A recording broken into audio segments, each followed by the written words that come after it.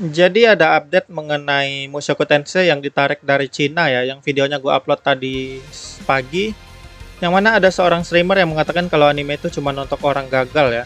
Dan kebetulan ada artikel berbahasa Indonesia dari Anime Saku yang ngebahasin ya, jadi supaya kita lebih jelas menyerapinya. Di sini dikatakan kalau ternyata dia itu influencer atau seorang streamer ya, yang udah memang terkenal lah di Bilibili, yang ngajak penggemarnya buat ngeboikot anime Mushoku Tensei tersebut. Jadi ternyata dia itu istilahnya nge-stream lah, mungkin nge-stream Mushoku Tensei, dan dia ngungkapin kalau dia nggak suka animenya, ngata-ngatain lah gitu dalam streamnya, dan bahkan menyuruh atau ngajak penonton dia atau pengikut dia buat ngelaporin itu ke Bilibili biar ditarik anime tersebut dari Bilibili tersebut. Dan ya, Bilibili pun menarik anime Mushoku Tensei ya dengan menyebutkan alasan kesalahan teknis karena diduga karena alasan dari laporan si streamer tadi. Nama streamernya ini Lex Burner. Nah, yang menarik dari sini ada sebuah plot twist loh. Ternyata di sini Bilibili bukan berpihak kepada streamernya, bukan ngikutin kemauan mereka. Mereka memang ditarik sama Bilibilinya Mushoku Tensei, tapi itu bukan untuk menghapus Mushoku Tensei, tapi cuman menarik sementara demi keamanan Mushoku Tensei sendiri. Jadi di sini Bilibilinya ngebelain Mushoku Tensei-nya ya. Jadi di sini tadi komentar dari si Lex Burner, dia mengatakan ini adalah anime yang hanya disukai oleh orang miskin karena mereka merasa diidentikan dengan protagonis cerita. Sederhananya, Mushoku Tensei hanyalah serial biasa. Itu yang dia katakan ya. Dan ternyata setelah berlalu keadaannya beberapa jam kemudian lah mungkin, akhirnya Bilibili mengeluarkan sebuah pernyataan yang menyatakan bahwa sanksi telah diberikan kepada Lex Burner.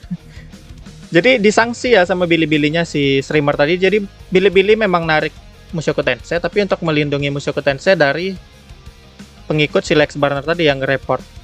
Maksud gue itu Bilibili, seperti yang gue bilang tadi, Bilibili ternyata malah ngesangsi dia bersama itunya, dan sanksinya cukup berat ya. Di sini dikatakan kalau sebagai pengguna dengan jutaan pengikut itu dianggap tidak mewakili standar platform kami. Oleh karena itu kami telah menetapkan bahwa Anda telah melanggar ketentuan penggunaan Bilibili dan akan dijatuhkan sanksi sebagai berikut. Bilibili sebagai perusahaan akan mengambil tindakan hukum terkait perilaku tidak pantas Lex Burner dan pelanggaran terkait ketentuan kontraknya. Sebelum komisi yudisial, semua bayaran akan ditangguhkan dari platform. Jadi gaji dia yang bulan ini mungkin nggak bisa diambil.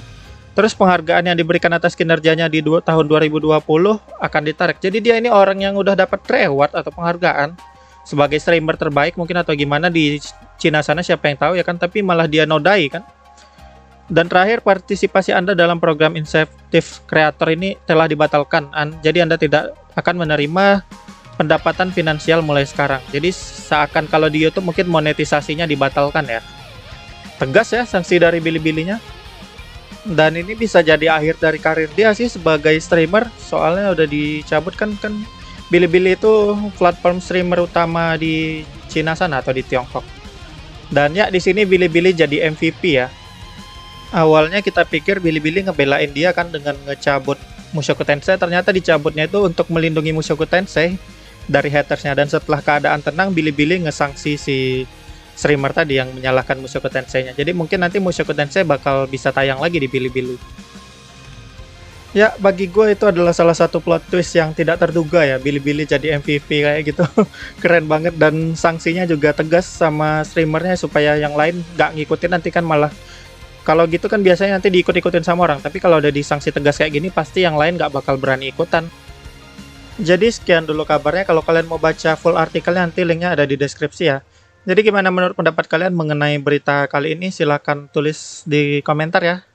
Dan ya, jangan lupa subscribe channel ini. Sekian dulu.